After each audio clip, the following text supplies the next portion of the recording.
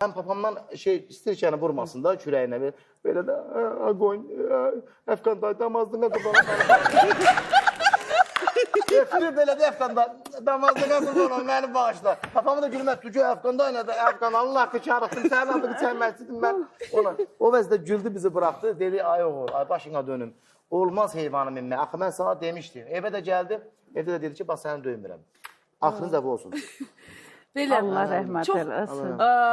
Həqiqətən Allah köməyin olsun. Biz indi az sonra Fəqanın bu duzlu, məzəli söhbətləri bir yana yepyeni, qatı açılmayan söhbətlərini eşitmək istəyənlər təbii ki, sinemalarda gedib təmiz söhbət, stand-up show, Fəqan ifasını baxa Bütün bilər. mövzuda var, bütün mövzularda. Bütün mövzulara Hər bir toxunub.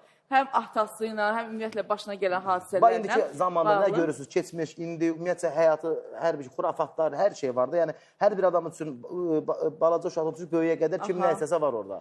Və bu yerdə anonsu göstərək, tamaşaçılar da görsün. Sonra söhbətimizə davam edək. Fərəqət! Ayaqanda da Fərəqət, sor eləyərsən, sor eləyərsən. Ay, istəm dedim maskaranı qovzun mən.